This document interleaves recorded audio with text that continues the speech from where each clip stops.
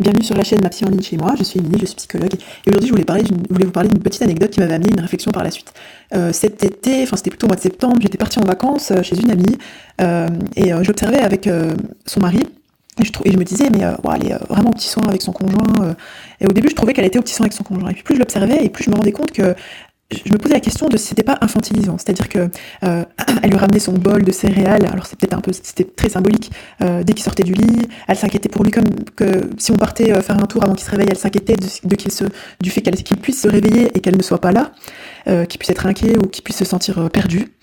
Donc je commençais à me poser la question, je me disais est-ce que ce soin ne se transformerait pas en infantilisation, en perte d'autonomie. Et puis récemment ils sont expatriés et je l'ai revue quelques semaines plus tard. Elle me disait ouais, je suis fatiguée, il est trop dépendant de moi, et puis il pense qu'à lui. Et elle me raconte cette anecdote. Elle me dit on était parti elle me disait qu'elle aimait beaucoup prendre des brunchs le dimanche et qu'ils s'étaient partis pour prendre un brunch dans les coups de 11h un dimanche matin. Et elle avait très envie de manger, je sais plus quelle. Elle voulait manger un brunch justement, et lui il était plus en mode pizza, pâtes, etc. Donc à force de traîner, l'heure était passée, donc ils avaient raté le brunch. Ils se retrouvent dans un restaurant italien pour commander.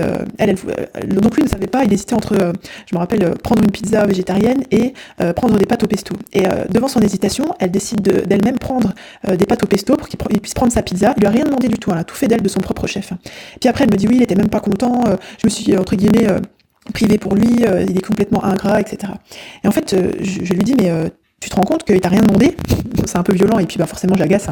Et elle me dit oui c'est vrai, il m'a rien demandé. Je lui dis mais est-ce que je peux te dire quelque chose? Elle me dit oui. Tu sais, je vous ai observé un petit peu, est-ce que tu l'infantiliserais pas? Et elle me dit je sais pas faire autrement en fait. Elle me dit oui c'est vrai et je commence à être fatiguée parce qu'il est complètement dépendant de moi. Mais il est devenu dépendant d'elle parce que finalement elle faisait tout pour lui, tout à sa place. Et après je lui dis tu sais c'est humain, hein, c'est pas un profiteur ni un manipulateur. C'est-à-dire que quand on a quelqu'un qui s'occupe de nous, qui fait tout à notre place et que c'est confortable, je lui dis moi à sa place j'aurais fait pareil.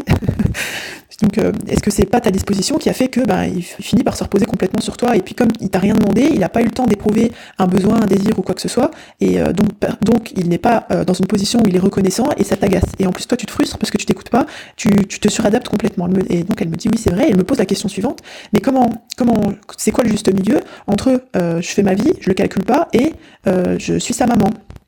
Je lui dis en fait t'es une femme, et elle me pose la question mais c'est quoi être une femme dans le couple? Elle est vraiment intéressante cette question. Je pense que je la traiterai dans un autre audio parce que c'est vraiment c'est tellement révélateur en fait de la problématique de rôle à laquelle on est en train d'assister en 2017. C'est-à-dire qu'est-ce qu'être un homme, qu'est-ce qu'être une femme, et qu'est-ce qu'être un homme et une femme dans un couple. Voilà, donc ma réflexion d'aujourd'hui c'était sur cette dépendance qu'on crée chez l'autre et cette frustration qui nous en découle de nous oublier en tant que personne. J'espère que cette réflexion elle vous aura apporté quelque chose. Si vous pensez qu'elle pourrait profiter à une personne de votre entourage, n'hésitez pas à la partager avec elle.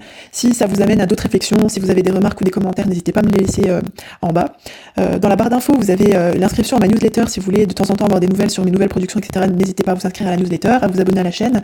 N'oubliez pas que vous êtes la première personne à bénéficier du crédit que vous accordez à votre existence. Et je vous dis à bientôt. Bye bye!